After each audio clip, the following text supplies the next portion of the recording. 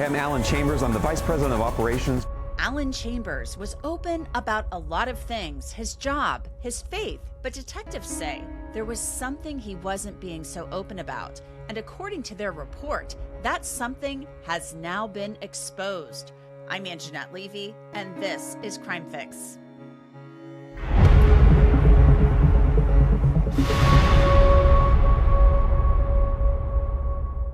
Before I get into this really disturbing case, I want to tell you about an app that I've been using that I really like. It's called Upside, and it will get you cash back on things that you buy all of the time, like gas, groceries, and even takeout. Here's how it works. You download Upside for free. You claim an offer at one of the locations and pay with your credit card. Verify that purchase, and then you see that you will get your cash back. So say I want pizza one night. I will search Upside's offers. After I spend, money appears in my app that I can transfer straight to my bank. Upside's frequent users earn an average of, get this, $254 back a year. You cannot beat that. So to start getting your cash back, click the link in the description or scan that QR code that you see right there on your screen and use our promo code CRIMEFIX to get an extra 25 cents back on every gallon on your first tank of gas. Alan Chambers is a sharp-dressed man, someone who has become an unlikely figure in LGBTQ spaces, an avid runner, and a businessman.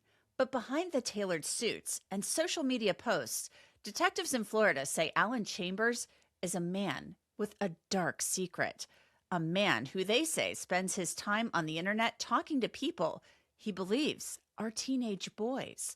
And what is so shocking about these allegations is the fact that Alan Chambers was once a minister. More on that and the type of counseling that Chambers used to offer here in a bit with former state attorney Dave Ehrenberg. There are a lot of layers to this one, and it's really disturbing. The ick factor here is really high, so I'm warning you. Buckle up. Detectives with the Orange County Sheriff's Office in Orlando, Florida, began investigating Alan Chambers in February. That's when a detective started chatting with a person online who identified himself as John David, the CEO of a fashion company. Those detectives say John David was actually Alan Chambers. Chambers is the vice president of operations for an upscale men's clothing company in the greater Orlando area. A detective posing as a 14-year-old boy says he started chatting with Chambers on Snapchat, but then that conversation moved over to Telegram after the user claimed his Google account was hacked. The detective wrote, "On Telegram, this user asked me if I was a, quote, top or, quote, bottom. Throughout our interactions on Telegram, this user informed me that they hosted a large dinner party and went to see Scream 7 with their 20-year-old daughter. They later told me that they had 2 adult children. They also told me that they wanted to, quote, make love with me, feel our bodies together, and meet and kiss." The detective said that the conversations with Alan Chambers continued into March. He wrote, "On March 7th, this user stated, 'Wish I was waking up with you next to me.' Also on March 7th, they asked me if I wanted something long-term with them and asked if I only wanted sex and to lose your virginity before stating that they feel very attracted to you. On March 9th, 2026, I told this user that I was feeling sick and they responded, 'Need daddy to come take care of you?' and stated, 'Rub your back, hold you close.' I responded affirmatively and they said, 'Though I think we'd end up making love.'" A day after that exchange, the detective said Alan Chambers wrote that he deleted the messages he'd exchanged with the user he thought was a 14-year-old boy, but later sent photos. And those photos were of a bald, middle-aged white male. There are more messages about sex that I won't go into. The detective said the messages about meeting continued into April. The affidavit states, "On April 10th, 2026, at approximately 1100 hours, they messaged me and said that they were pulled over on Interstate 4. They later messaged me and asked if I could take an Uber and meet them near their office on Park Avenue in Winter Park. They also sent me a picture of their office showing a brown table on a unique carpet. On April 12th, 2026, this user told me that they wanted to be with me and they wanted to make love in their house. This user continued to express concern that they could get caught and said that they really wanted me to be real. On April 16th, this user messaged me that they were, quote, horny, On April 17th, this user messaged me that they were laying in their bed and that they wished I was there before. Now, if the ick factor on these conversations wasn't high enough already, it gets even worse. There are quotes about wanting to kiss, have sex, and more explicit descriptions of what that would entail. The detective served search warrants and subpoenas for the accounts and IP addresses associated with a Google account related to the investigation. The detective said a Google account was registered to Alan Manning Chambers, and a Google Pay account was registered under his wife's name. The detectives wrote that one of the accounts they had investigated was used to connect with male sex workers. On May 19th, Orange County detectives made their move. They took Alan Chambers into custody, and they said that he agreed to speak with them. The detective wrote about this conversation. He currently lives with his wife and 2 children. Alan identified his phone number. When I asked about his social media, he told me that he had a Telegram account and identified the username as AlexWP74. When I asked him about the Snapchat account JDWP50, he confirmed that was his. When I asked Alan if he communicated with any children, he told me that he communicates with one who he identified as who was 14 years old and who he met on Snapchat. When I asked him what they discussed, he told me that they discussed meeting, but would not specify to do what. When I asked Alan further questions, he told me that he would rather not say any more. I told you earlier that Alan Chambers used to be a minister, and he was. I'm going to get into that and the twisted history behind that, but first, I want to bring in Dave Ehrenberg. He is the former state attorney for Palm Beach County, also currently a defense attorney and the host of the MK True Crime Show. That is on Megyn Kelly's True Crime Network. You can watch that on YouTube. So Dave, thanks for coming on. I thought you'd be the perfect person to discuss this since you've been on both sides of the aisle in the courtroom. My first thought to you, or my first question to you, I want to talk about these charges. We have this guy, Alan Chambers, who's got this crazy background we're also going to dig into, charged with solicitation of a minor, obscene material distribution. He's accused of sending naked photos of himself to this person he thought was a teenage boy, and unlawful use of a two-way communication device. I mean, this is a guy who's a prominent guy in the community who says he campaigned against being gay for a long time, and now he's charged with soliciting a minor for sexual activity with another male who he thought was a teenage boy. Thoughts on this? Hypocrisy is an awful thing, and it really hurts in the court of public opinion. That's the one thing people really can't stand from anyone, politicians, from their criminal defendants, when you say one thing and do another. Now, in a court of law, you can limit the hypocrisy. You can keep all that stuff out and just be a regular anonymous defendant in front of the jury, and they don't know that you're a pastor who fought against, who fought for conversion therapy. And now it depends, though, whether he'll take the stand, and it depends on what the defense is, because it limits the defense. So my take is the hypocrisy is what makes this story so interesting. But in a court of law, it won't really come in unless the defense opens the door and allows the prosecution to show that he's a liar, he's a hypocrite, and he should be found guilty.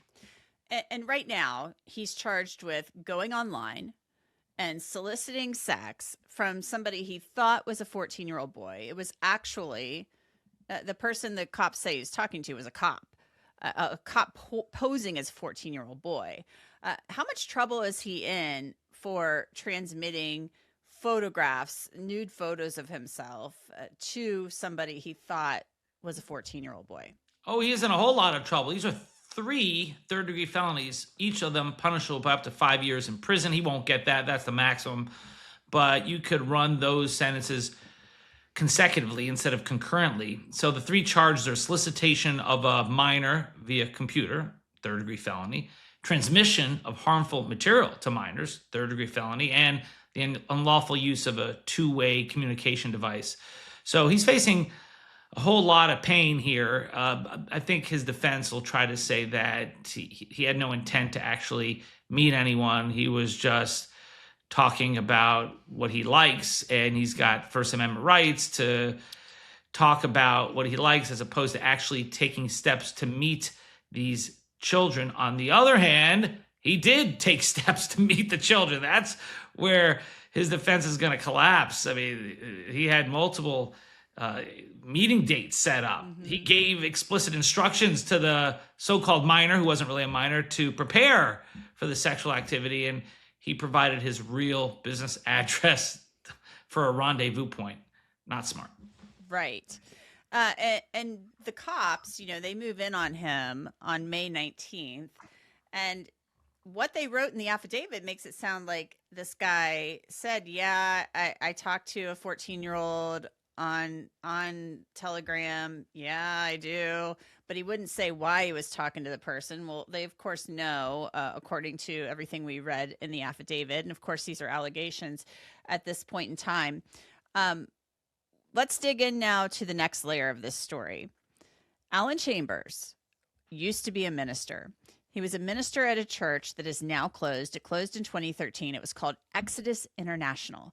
And Alan Chambers, who is married to a woman and has 2 children, was offering what's called conversion therapy. And critics of that call it pray the gay away. And this is a type of therapy where religious figures try to coach people who are gay to not be gay anymore and convince them that they might not be gay or trans and things of that nature. It's very controversial. I covered a case back in Ohio years ago where a young person ended up ending it all because they went through conversion therapy and couldn't take it anymore. I mean, this is there are laws enacted against conversion therapy.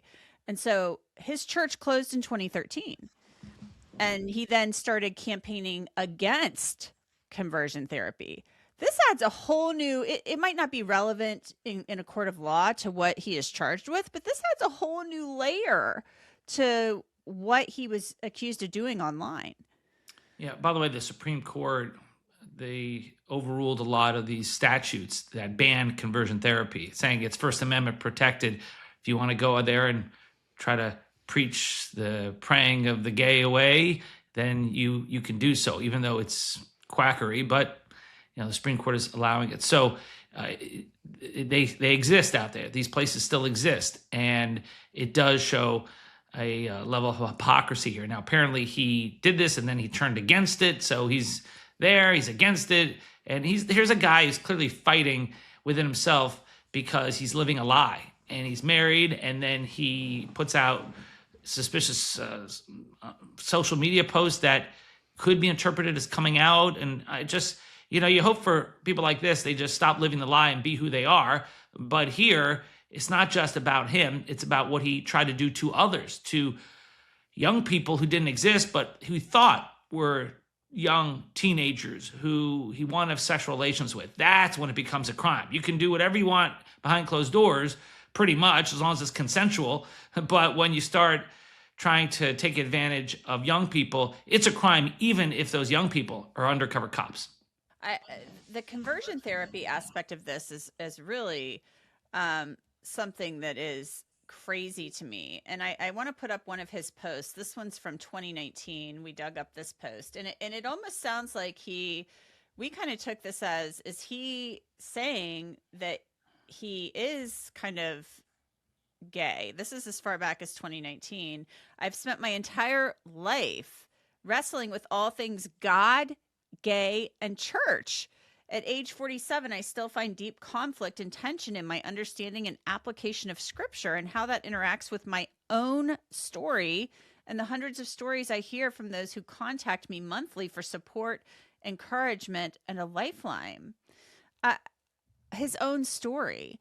So it seems to me that what story is he talking about? And he posts it with the, hashtag faithfully LGBT and then a rainbow thing with a cross on it. It almost sounds like he's saying, like, I've struggled with myself for a really long time. Do you interpret it that way as well, Dave? Yeah, that's what I was referring to, Anjanette, is that he clearly has had internal struggles. And it's interesting because around the time of that post, he's still out there pushing conversion therapy. So he doesn't know which way he's going here. And that's okay. There are a lot of people who share in his internal strife, but at the same time, you don't involve children. And that's where it steps over the line to becoming a crime. And the hypocrisy is going to make jurors hate him if it comes in. Normally, you just can't bring in character to prove that you did this, but character evidence can come in if it involves impeachment. So if his defense lawyers get up and say, he's a man of God, he's done some good work, okay, you just open the door to character evidence on the other side about how he's a hypocrite. So that's where the defense is sort of constrained. They can't really lean on his background to say, look, he's been involved in the community. They pretty much have to keep him off the stand and pretty much just have to listen as the prosecution buries them with their evidence. Yeah, and I want to be clear here. He's accused of targeting or trying to target a child, a teenager, for sex. That has nothing to do with being gay. And I want people to realize we're not conflating the two here. This is like a predatory thing. The allegations here are that he's doing something predatory with somebody he thinks is a child, which is a crime. That's right. So I want to be clear about that. The Orange County Sheriff's Office wants people to contact them because they believe there could be other victims out there. In the affidavit, it says that there was an account used to contact male sex workers. And so it sounds like they think this account or these accounts that Alan Chambers may have been contacting other teenagers, other young people, and doing things with other young people. What are your thoughts on that as a former prosecutor? Well, I had a unit in my office, the Special Victims Unit, and SVU, where it's rare that someone who does something like this will just stop at one. It's rarely their first time. It's just their first time getting caught. So I'm not surprised that there are potentially other victims out there and that this is not the first time that he tried this. So very normal, very typical. This is a guy who's fighting with himself and has apparently been doing this to others for some time. Now let's flip the script and talk about the defense side of this. How do you defend this? Well, I only recently became a defense lawyer. It was much easier to prosecute these cases. I'll tell you what they're going to try to do. The defense is going to try to focus on intent. I mentioned this earlier. He's going to say that this was just aspirational, just fantasy play. Right. That's really, of course, then why'd you take overt steps towards a meeting? He also had confessions after the traffic stop before he was read his Miranda rights. He made some critical admissions. So maybe as a defense lawyer, you try to get those thrown out, saying that he should have been Mirandized at that time because those are really damning, where he confirmed that he owned those Snapchat and Telegram accounts. He confirmed his phone numbers. He knew he was communicating with a 14-year-old. I mean, those are just damning admissions. If you can get that thrown out, you'd have a chance in this case. So that's where I would go as a defense lawyer. But I think the best play here for him is to try to get a settlement, try to do a plea deal, and just throw yourself onto the mercy of the court. Yeah, and he has a really good job too with a high-end clothing store. I'm kind of wondering what's going to happen with that. I mean, because it's a pretty fancy clothing store chain. I'm wondering if they're going to say bye-bye. We'll have to wait and see. Yeah, but that's the least of his problems. I mean, yeah, I think he'll get fired from his job, but his bigger problem is that he can become a resident of the state wearing an orange jumpsuit and a pair of steel bracelets for years to come. True. That is the bigger issue here. Dave Ehrenberg, thank you so much. Thank you, Anjanette. I told you earlier that Alan Chambers was the VP of operations at a swanky local clothing retail chain. He was also head of a local business district. But after this, not anymore.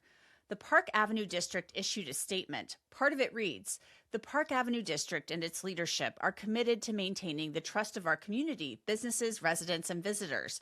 While this matter is unrelated to the organization or its work, we take situations involving allegations of this nature extremely seriously." Alan Chambers was released from the Orange County Jail after he appeared in court and posted bail. The Orange County Sheriff's Office is asking for more information about Alan Chambers because the detectives there believe there are more victims. And that's it for this episode of Crime Fix. I'm Anjanette Levy. Thanks so much for being with me. I'll see you back here next time.